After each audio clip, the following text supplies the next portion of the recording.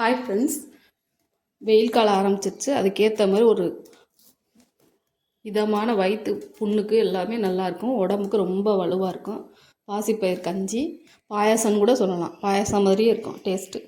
ஒரு கப் பாசிப்பருப்பு எடுத்துட்டு அதை வறுத்துக்குவோம். நல்லா கலர் மாதிரி வாசம் வரும், அது வரைக்கும் வறுத்துக்குவோம்.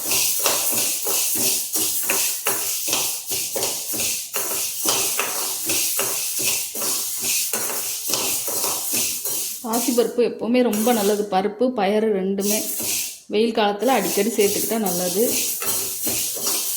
இந்த மாதிரி செஞ்சு கொடுத்தா பிள்ளைங்கள்லாம் நல்லா சாப்பிடுவாங்க. பாயாசம் மாதிரியே இருக்கும்.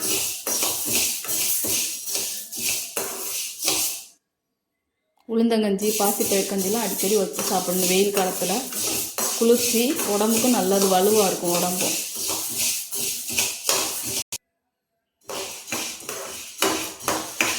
நல்லா வாசம் வருது, கலர் மாறிடுச்சு.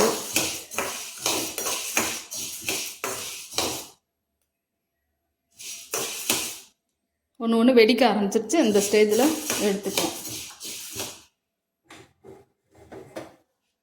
ஆற வச்சுக்கலாம். ஒரு 2 டேபிள் ஸ்பூன் அளவுக்கு பச்சரிசி எடுத்திருக்கேன். அதையும் வறுத்துக்குவோம்.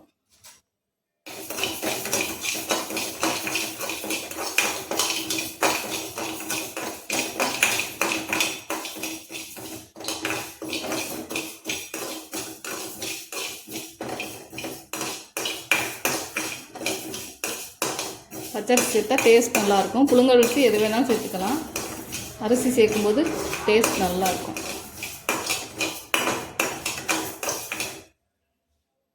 அடுப்பு ஆஃப் பண்ணிக்கிறேன். 2 ஆறினோன்னா அரைச்சி எடுத்துக்குவோம். மிக்ஸி ஜாரில் போட்டு பொடியை அரைச்சி எடுத்துக்கணும்.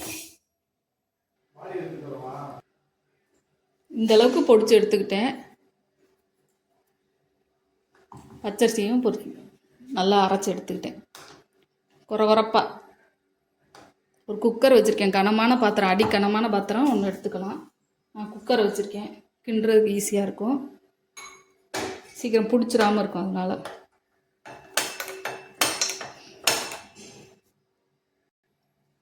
இந்த கப்பில் 1 கப் பாசிப்பயிர் எடுத்தேன். 7-8 கப்பு கூட ஊற்றிக்கலாம். 7 கப்பு ஊற்றுறேன். பத்தலைன்னா அப்புறம் ஊற்றிக்குவோம். தண்ணி ஊற்றிருக்கேன். நல்லா கொதிக்கட்டும். தண்ணி நல்லா கொதிச்சிருச்சு. இப்போ கொஞ்சம் கொஞ்சமாக கொட்டி கிண்டிக்கிட்டே வரும். நல்லா கிண்டுருக்கு. இந்த மாதிரி அகலமான பாத்திரமாக இருந்தால் நல்லாயிருக்கும்.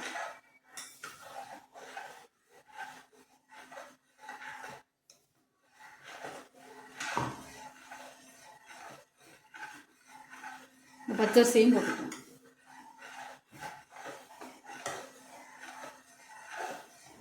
கிண்டிக்கிட்டே இருக்கணும், கை எடுக்காமல் அப்பப்போ, என்ன பிடிச்சிரும் அடியில்.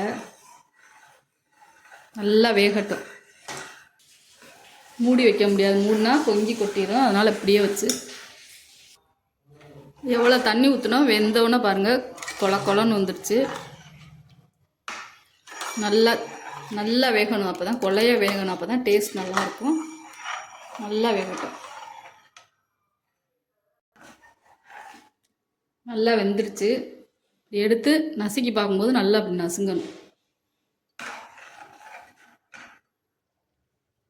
வெல்லம் தட்டி வச்சுருக்கேன், அதை சேர்த்துக்கிறேன்.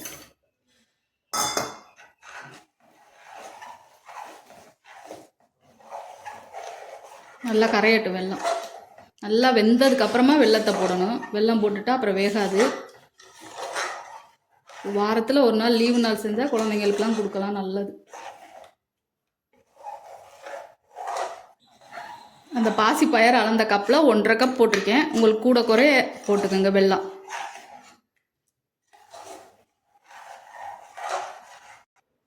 உப்பு ஒரு பிஞ்ச் போட்டுக்கிறேன். அப்போ தான் இனிப்பு நல்லா தூக்கி கொடுக்கும்.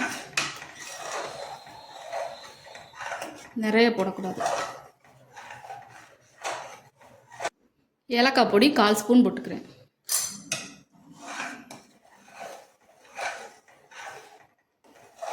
செய்யும்போதே வாசம் சூப்பராக இருக்குது. வறுத்து அரைக்கிறதுனால டேஸ்ட்டும் நல்லாயிருக்கும், வாசமாகவும் இருக்கும். தேங்காய் அரை மூடி எடுத்து திருகி அரைச்சி வச்சுருக்கேன், அதை ஊற்றிக்கிறேன். எங்கள் வீட்டில் திருகியும் போடலாம், அது போட்டால் பிடிக்காது, அதனால அரைச்சிருக்கேன். அப்படியே அரைச்சிட்டு ஊற்றிக்கிறேன். உங்களுக்கு திருகி கூட போட்டுக்கோங்க உங்களுக்கு பிடிச்சா.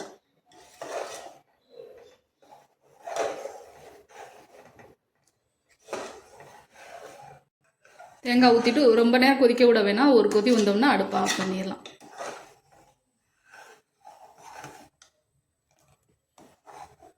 பாயாசம் மாதிரியே இருக்கும்.